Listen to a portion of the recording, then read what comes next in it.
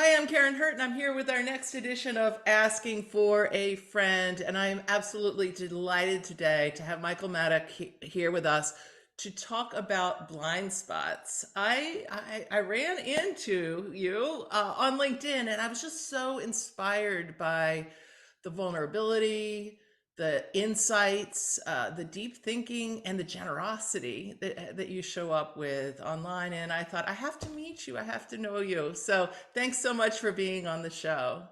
Well, thank you, Karen. It's an honor, and I'm happy that whatever I was doing online attracted such a great person into my atmosphere. I'm flattered by it. Thank you. Well, thank you. So, Plan D. I got a chance to read through your book there. Could you just tell us, like, what's the main idea of this latest book of yours? So, a company I started 3 decades ago called Maddock Douglas was an is an innovation consulting firm. So, we tend to be with the leaders that are getting punched in the face by the future and they're trying to come up with a new product or service or business model. So, we get paired with the CEO or the head of innovation that is in charge of changing everything. They're disruptors. And as an entrepreneur, in my personal life, I hang out with all these disruptors. So I started to notice that the best disruptors are people that blow shit up for the good of the whole. And these people have 7 things in common. So the book is really about the 7 superhero powers that disruptors have and how they have one or two of them.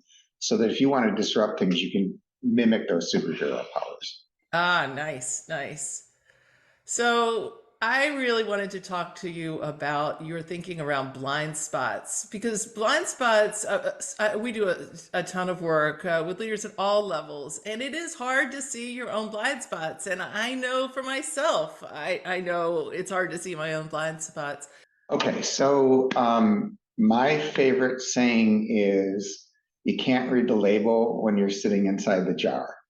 And that was delivered to me by Todd Murphy, a friend of mine from Alabama. We were arguing about something and I was being particularly stubborn. And in the Midwest, here in Chicago, we tell each other to get our heads out of your rear when we're being stubborn. But gentlemen from Alabama say cute things like, you can't read the label when you're sitting inside the jar. So what does that mean? It means the longer you've been working on a problem, a challenge, an industry, the more you know. The more you become an expert, you know what works, you know you tried, you know what you can afford, you know what's legal, you know. And that expertise is a trap. You know so much that you can't see possibility when it's walking right in front of you. And so my personal experience has been that um, I've been blindsided by things that were right in front of me that I couldn't see. And it's happened again and again and again. So I have worked really hard to surround myself with people who are peers that see things differently. And the weird thing about that is when you first meet people that see things differently than you tend not to like them, you know, because we don't like people to tell us when our baby is ugly. And sometimes our baby is ugly. So the secret is um, to embrace people that see the world differently than you. All right, so that's the first thing. So surround yourself with people who will challenge you, who see the world differently, who are willing to question your assumptions and help you to see that. So that's good. So you've got someone who's listening right now, and they're like, I don't even know what my blind spots are, but I am sure they're there. I want to get better. First thing I should do is surround myself who see things differently. What else would you suggest? Well, so I'm a junkie for different types of personality tests, Myers Briggs, Colby, Strength Finders, etc. I love having executive teams take those tests so that they can see and embrace the differences. So the first step is to surround yourself with people that think differently than you. The second step is to really honor their differences. I like to talk about Roy and Walt Disney. You know, Walt Disney created the happiest place on earth, but he really didn't. Roy did because his brother who is an operator, a systems thinker, would make all the ideas come to life. But that type of thinking is also the one that deconstructs an idea and says, I'm not sure that'll work, and I'm not sure that'll work.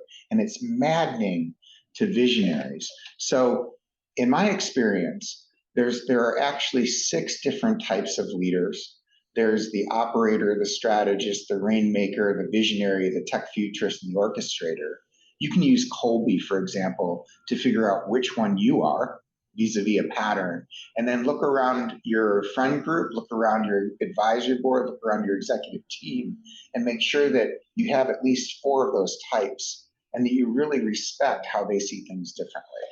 Nice, nice. The very, very helpful advice here. Before we close, I'd love to hear about the concept of ghosts. Okay, so in my experience, I have never met an incredibly successful leader that wasn't either chasing a ghost or being chased by one. What does that mean? Your ghost is the chip on your shoulder, the thing that makes you get up and work harder and try harder and rage against something. And maybe it's your dad or your mom or that English teacher in 7th grade that didn't believe in you, or that coach that said you never amount to ever anything. Entrepreneurs in particular need someone to fight, and oftentimes it's the ghost. So the awareness of the question is, who's chasing who? So the most well-adjusted entrepreneurs and business leaders I know are aware of it. They're like, yeah, I got this thing with my dad.